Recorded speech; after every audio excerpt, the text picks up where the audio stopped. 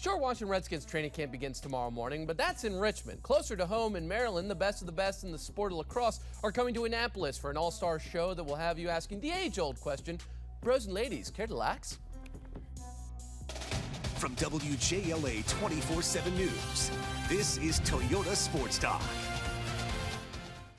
What's up, DMV? I am Chip Rier, and tonight we have three all-star lacrosse players with us. Two of them starting their journey not far from our WJLA 24/7 News studio in Arlington, Virginia. Let me introduce them to you right now. Immediately to my left, your right, going down the pecking order, we have Zach Goodrich from Boston Cannons, Colin Heacock from Chesapeake Bay Hawks. Did I get that last name correct? Yes, sir. Nice. And then we have Jake Pulver from the Dallas Rattlers. All three of them will be featured in the 19th Annual Major League Lacrosse All-Star Game, which is this Saturday, July 27th, at the Navy Marine Stadium, or Navy Marine Corps Stadium in Annapolis, Maryland. Gates open at 5 p.m. and game starts at 7 p.m. Gentlemen, welcome to Sports Talk.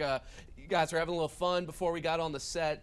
Loosening up, maybe the first time you've actually had to sit down and chat in front of a camera. You're more used to going out there and just ripping net and knocking some heads around. So what does it feel like to be an all-star here? A couple of you guys from Maryland, close to home, but just all in all, being in an all-star game of this caliber, especially in an area where lacrosse is a hotbed. I think it's a great opportunity, especially being in my rookie year and being close to home and just getting the opportunity to play with the best players in the pro league is awesome. Yeah, kind of like what he said. You know, we grew up, not too far from Annapolis, so being able to come back and kind of play in front of those, the hometown fans, it's going to be special. How about you, Jake? Yeah, I mean, being chosen as one of the 42 best players in the league is truly an honor. And, I'm basically a rookie. I only got to play in one game last year, so it's really nice that the season's going well. When people think of lacrosse, all they think about is college lacrosse. The Virginias, the Marylands, the Dukes, the Cornell, the Ivy League schools. And nobody ever really considers Major League Lacrosse like, well, I guess that's something you could do in your spare time. You go to all these nice schools, you're going to go and be a doctor, a lawyer, or something like that. Yet you guys are playing professional lacrosse. Where's the difference between college and Major League that maybe people need to give it a bit more credit? Because that's something that I've always tried to establish to people, is that it's worth watching. You guys are really good at what you do, and it needs kind of a little bit more exposure in that sense. And I think it's great just making that transition. I mean, I'm only into my 8th career game, and just making that transition is just kind of being more on my own with just traveling and then just like kind of preparing myself each week, like healthy and trying to train myself, my body, and ready to go for each week. It's kind of different. Yeah, and like he said, going off of that, it's kind of just that transition from college to the professional league. In the fall, you're working out, you're doing scrimmages with your team, and you're kind of getting that publicity then. So kind of going to the professional league, you don't really have that as much, so it's kind of tougher. So I think that's just a huge step, being able to work out and take care of your body by yourself. Yeah, I think it's just, you have to hold yourself accountable now. Like, there's no one there, there's no coaches, or your teammates aren't next to you the whole entire time making you work out. So it's kind of just you having to go and put in the work by yourself and make sure that you show up ready for the season, ready to go. And I mean, there's All-Americans out there that aren't getting playing time in the league, and so it is very competitive, and it's great. I was paying attention to what all of y'all are saying, and I think out of the corner of my eye, I saw the graphic we brought up for our good friend over here, Colin, the old picture. Can we bring that back up? What happened? Oof. What were you thinking? Was it just college lacrosse, got to get the head lettuce growing? In high school, we always had the rule you couldn't have your hair very long, so being on my Look at the difference. That was a great transition. You saw the mullet and then go back to it? I think just being on my own. It's all gone. Yeah, I just wanted to let it go. It was something different. That was way after I had the mullet, so, I don't know. Maybe I'll bring it back in the near future. We'll see. It mentions the 2017 National Championship. You played for the University of Maryland, and lacrosse is huge here. It's so huge. I grew up in Richmond, Virginia, and for the longest time as a kid, I thought Virginia's pretty good. Then I went to Maryland, and they just smacked my butt right down to the Commonwealth. But going to the University of Maryland, being from Maryland, how special was that experience, not only just to be playing close to home, but to be able to bring a national championship to a program like that in probably one of the tougher years of college lacrosse, 2017? I mean, it was definitely something special just because, we had so many, guys before us, who were great athletes, great lacrosse players. So that was really cool just to kind of, hold that trophy up and, like, look in the stands and see all those guys who came before you. So you weren't just doing it for yourself, you were doing it for all those guys who, really built that, that team up from the start. And that championship weekend was pretty special just because it was us and Towson there. We wish that Towson was in the championship with us just because that would have been pretty cool. But it was definitely a neat experience just to have them there with us, and it was an awesome time. In the past year, the women's lacrosse team won another national championship. I'm curious, did you make it to Baltimore for that game? I did not, but they're always winning the championship. So this year was a little bit for us. So. For sure. You mentioned Towson University for you, and you started your high school career in Kent Island. You grew up on the Eastern Shore. That's another hotbed for lacrosse. Can you explain to the people what that is growing up, going up and down the Eastern Shore, playing with a couple of those teams? My fiance grew up in Salisbury, and she explains it to me, and I just think those are some of the crazy stories I've ever heard of just grinding and driving and carpooling to all these practices and whatnot. Yeah, definitely playing on the Eastern Shore definitely wasn't easy, especially with some commutes being 2 hours going to game, leaving school at like 11 o'clock and then going play. Yeah, there's only like one major road. There's not like 3 different routes. So just doing that, but also being able to play some of the Western schools because we were closer to the Western Shore. And it was just playing in Maryland was definitely prepared me for the next level in the college and then now in the pros. And you mentioned you were hoping to get Towson in that national championship game. Remind me again, how did Towson do that year? We made it to the Final Four with them, but they made it and won the national championship. But we had a great year. One of the first, I think we've only had 3 Final Four runs, and that was one of them. So it was a great run, just ended a little sooner than we wanted. You could just see all the translation from this elite college lacrosse play carrying into the major league. I mean, look at the video right here. All of it, they are the best at what they do, guys. I cannot stress that enough to the viewers watching at home. But I want to get to Jake because I read this story in particular about what you have gone through to get to this point, and you had colitis. Yeah. And that was in high school, correct? Yeah, when I was a freshman in high school, I had about a year-long fight with ulcerative colitis, but ended up no medicines really worked, so I had to get my large intestine removed at the end of the year. You know, it was a pretty tough surgery and all, but ever since then I've been super healthy, and just that's really helped me get to the point where I'm at. I just can't even imagine getting that news and understanding the treatment you're going to have to go through. I remember there was like 5 to 10 pills you had to take a meal just to get ready for that. Yeah, I mean, it was like 8 years ago now, so I was pretty naive to like what even ulcerative colitis was. It wasn't a huge thing when you're diagnosed with these bigger things in life. You kind of know like basis of what's going to come with it. I had no idea. My mom was like, okay, so it's time to take your medicine, and surely I found out real quick that it was going to be pretty tough, but got through it, and I'm here today. So it's a huge point of commendation for you to be here right now as a Major League Lacrosse All-Star, and you played at Cornell. You come from New York. You make it to one of the hotbeds of lacrosse. In any part of that journey, that start of powering through that, did you ever see yourself being at this point? And when did it become a reality that this could be your life, despite everything that you've had to struggle and face with the adversity? Yeah, I know. When I was going through all that, I didn't really think too far ahead. I just wanted to get back to being my normal self. But definitely when I started playing high school lacrosse and getting into my junior and senior years of high school, I had a goal to go and play at Cornell, and I accomplished that. And then after that, I wanted to play with some of the best, like these guys, and thankfully I'm doing that right now, so it's truly a blessing. All 3 of you are excellent ambassadors to the sport of lacrosse. We have gotten to know them a little bit tonight. We are going to talk a little bit more about the ins and outs of lacrosse with these 3 Major League Lacrosse All-Stars right here on Sports Talk. Keep it locked. We're back in just a minute.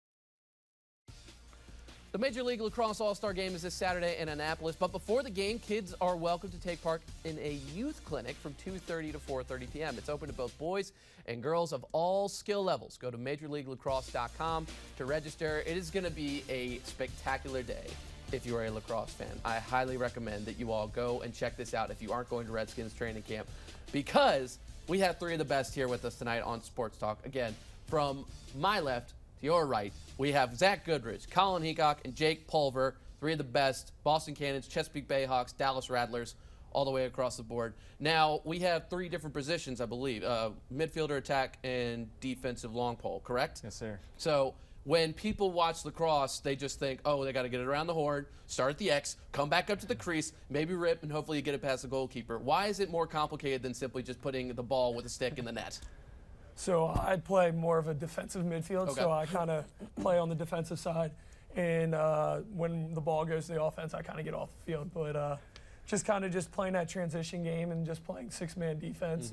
It's just kind of different aspects of the game and clearing the ball to the offensive end for guys like Colin who score the goals. Well, do you start at the X then? Are you the X man? No, are you on the wing? I wouldn't say I'm the X guy. All right. Where are you then on the field? What's your goal when you're out there attacking? I usually I'm in the bottom left corner. Okay. So I let the midfielders most of the time, or the face-off guys, I should say, do the hard work, get the ball down to us, and then the attackmen kind of have the easier part just because we have the ball in our sticks, and that's when we can try to get the goals. But it really starts with the face-off guys and these guys up here, getting the ball and doing the tough stuff.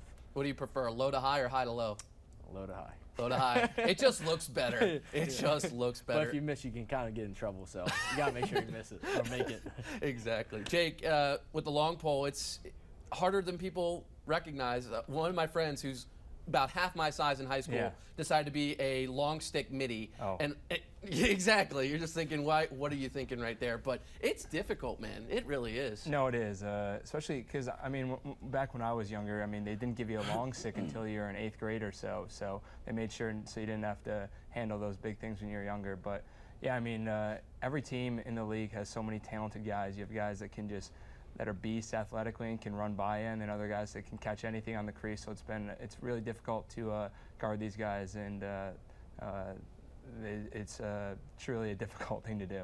It's unique, really, because we have 3 different styles of playing lacrosse, and all of these young players are going to be out there on Saturday hoping to learn from the best. So going down the line, what's the biggest piece of advice you plan to give these kids when they ask what they should be doing when they're shooting or clearing on the fast break or trying to defend a man down, something like that? So I think with coming with my position, I think footwork's the biggest thing, just trying to maintain my matchup and my relationship when I'm playing on-ball defense. So I think just trying to get ladders and cone drills and just footwork would be great for that. I think just for me, being an offensive guy, kind of that short-term memory, you take a bunch of shots and, they don't always go in, whether you miss it or the goalie saves it. So I think the most important thing is just to kind of, learn from it and just move on and just continue to have fun at the end of the day. All right. I definitely think now, as I'm older, in the off-season, I've really just hit the weights and don't really focus too much on having to stick my hand. I play defense, so I don't have to worry about shooting the ball and all that. But I think all that stems from just having a hard work ethic and giving it everything you got in everything that you do. And, of course, ground balls. Every day, Oh. all day, all about the ground balls. They had just beaten to my mind in high school. I'll never forget. Get the ground ball. What's the saying? I forget off the top of my head. Ground ball is, Wins games. ground ball wins games. So that'll be another talking point. But how are your cradling skills? Because I know we have the stick and the ball here. We're going to try and get to it next segment. But how would you guys grade yourselves on your cradling skills? Because that's probably the most beautiful moment of lacrosse when someone just dekes someone out. At least I enjoy that. I think I'm all right at it. I'm definitely not an offensive juggernaut with the stick cradling, but I'm all right. All right. I feel pretty comfortable cradling the stick, but like you said before, you're playing with a bunch of the best players, so these 2 guys, it's tough to go up against them, and every once in a while, they'll get a good check and make a good play, and it's embarrassing, but sometimes you'll see the stick and it'll go flying, and like that's what I kind of say. You just gotta move on from it. Got to risk it all. Are you trying with a long stick? No, Maybe a little bit? I'd put little myself, one-handed? grade myself towards a C- area with my stick skills. But I know what I'm good at, and that's just hitting the weights and getting on a ladder. So I could probably play with just a metal shaft in my hand sometimes without a head on the stick. But you know what?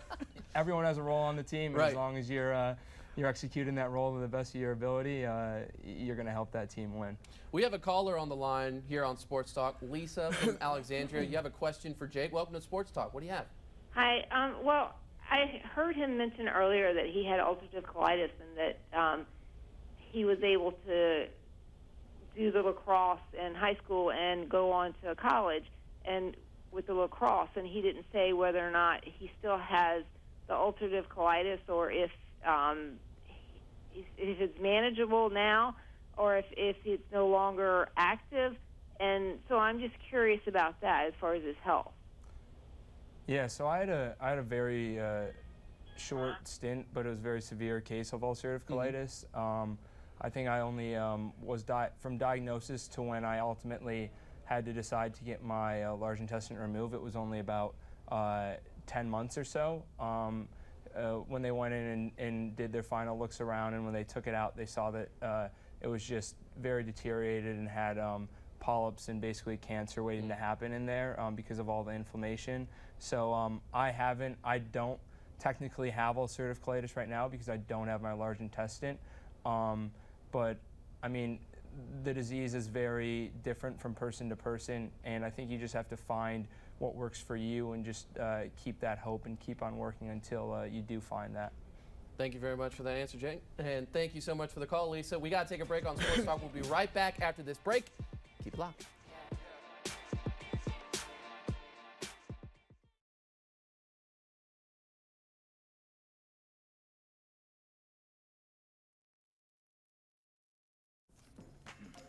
Welcome back to Sports Talk. There is the swag that our 3 All-Stars have brought along. It is the Major League Lacrosse All-Star Game this Saturday, July 27th, in Annapolis, Maryland, 7 p.m. It's going to be a great time. We are alongside our 3 All-Stars. Let's get a look at them again as we enter this third segment of Sports Talk. We have Zach Goodrich, Colin Heacock, and Jake Pulver. 3 All-Star selections of the Major League Lacrosse, and it's continued to grow as an organization, as a league. It's the first time the All-Star Game is coming back to Maryland since 2002. There's a lot of pride for lacrosse, as we alluded to earlier in the show. What kind of pride, at least for the 2 local guys, do you have of bringing your professional career back home for family and friends to be able to see it front and center? A couple minutes for 15 minutes for you from Kent Island, and for others maybe an hour or more. Yeah, I mean, I think it's an awesome opportunity just being able to play again in front of my family, especially my friends who I played growing up with, and just being able to play at the highest level and just bringing it back to my hometown and just being able to play with the best players in the world. It's going to be an awesome experience. Yeah, and like you said, just, being able to play in front of your family and your friends, but especially, the younger guys, the kids who come out from those club teams that you were playing for when you were younger, just to kind of have them look at you and just know that you were in their shoes not too long ago, so they can know that anything's possible, and it's going to be a cool experience. And it isn't just the All-Star Game that's going to draw a large crowd.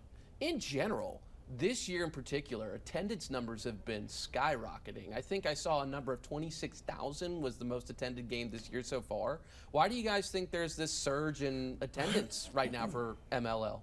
I just think it's the game's growing. We see that college lacrosse is growing, especially going to the West Coast as much, and then just everyone's experiencing, finding the love for the game. Yeah, and I think just with the game growing, and like you said earlier in the show, a lot of people look at just the college, but now I feel like the professional league is actually kind of getting, more, taken more seriously, and just you see a lot of the younger guys coming out and trying to learn, and it's kind of cool just to kind of, interact with them after the games and kind of give back a little bit. Yeah, I think the league's just done a great job of helping make the games a great experience, an event for the whole family. So, I mean, you have the kids that obviously can interact with the players after the games. I know in Dallas sometimes we let them come on the field and play catch with us, and we stay after and do autographs. And then, I mean, the parents, I know there's like zones for them to go have fun in. I think it's just an overall great experience for the whole entire family. And before we go to the break, real quickly, from all 3 of you, what has been your favorite moment so far in your career in MLL? I know, put you on the spot. Yeah, it's a tough one. I mean, I think just for me, I remember my rookie year, and just kind of any time I'm putting on the jersey, it's kind of cool just because, I have a guy, Matt Abbott, who's been playing for, I don't even know how long, but I remember watching him when I was little play at Syracuse and when they won the national championship. So now I'm actually on his team. Just guys that I looked up to when I was younger, being able to play with them or against them, it's definitely a cool experience for me. I think I'm going to go with playing Atlanta Blaze, just because I was playing with 2 of their players not even 2 months ago, and just playing on the same field, and then just getting the opportunity to play against them, and then coming and playing there and coming out with a win was awesome. I think just being able to be in the team environment again and get back on the field with the other guys on your team. When you lose your last game in college or win your last game in college, you never know if you're going to be able to have that opportunity to do it again. But it truly is a special feeling, suiting up and just going out there and being a part of a team.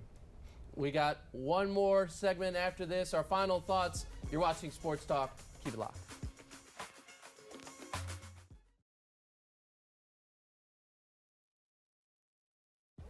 Welcome back to Sports Talk. It is time for final thoughts. We've got enough time to say thank you to these three gentlemen for joining us from left to right. We have Zach Goodrich, Colin Heacock, and Jake Pulver.